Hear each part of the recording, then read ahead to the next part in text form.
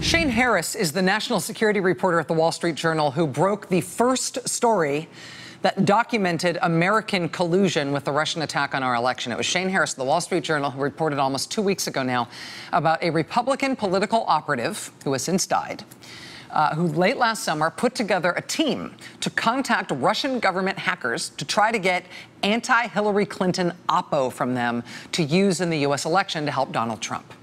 The lingering, still unanswered question about that reporting is whether or not that project was embarked upon in conjunction with then Trump campaign senior advisor Mike Flynn. That remains an outstanding question there. But now, Shane Harris at the Wall Street Journal has a new scoop with two very important new details in it.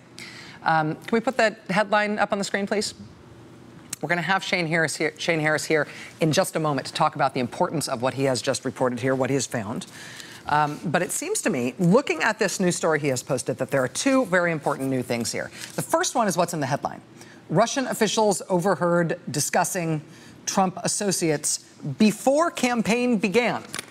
Quoting from Shane Harris's article, quote, in the spring of 2015, so before Trump ever announced he was running for president, U.S. intelligence agencies detected conversations in which Russian government officials discussed associates of Donald Trump.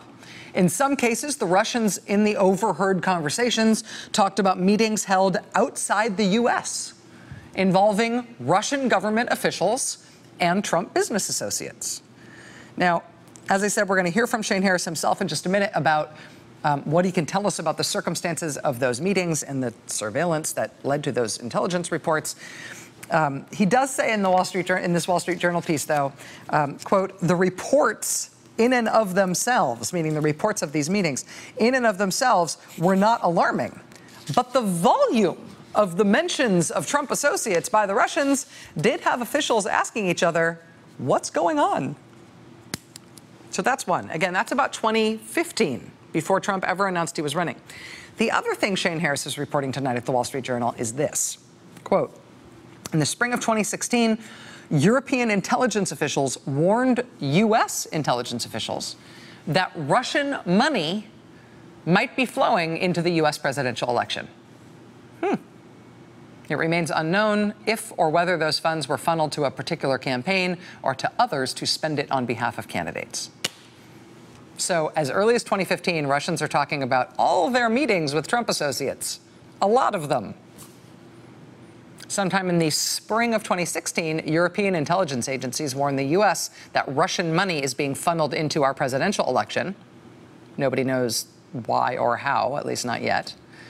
And then in May of 2016, now would that be considered spring, late spring, early summer, nigh upon the solstice? In May of 2016, that's when Russian officials, as first reported in Time magazine a few weeks ago, Russian officials are talking about a Russian government effort to spread disparaging news about Hillary Clinton. So spring of 2015, all these meetings with Trump associates and Russian government officials, what's that about? Spring of 2016, they're talking about how to spread disparaging news about Hillary Clinton. May of 2016, and then immediately thereafter, time for a trip to Trump Tower. Right? Jared, Paul Jr., how you guys doing? Have you met this Russian lawyer? She's here from the Russian government. All of those things are now stacking up in the chronology.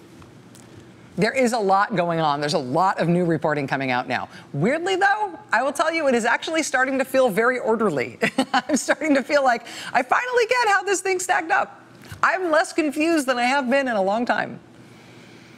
But this is a time when the news is moving fast. And Shane Harris from the Wall Street Journal is going to join us next. We've also got Greg Gordon from McClatchy joining us tonight as well. Also, if you have not heard about Mike Pence's on-air problems explaining himself with regard to the Russia investigation today, you will definitely want to stay around for that. We've got lots ahead. Stay with us.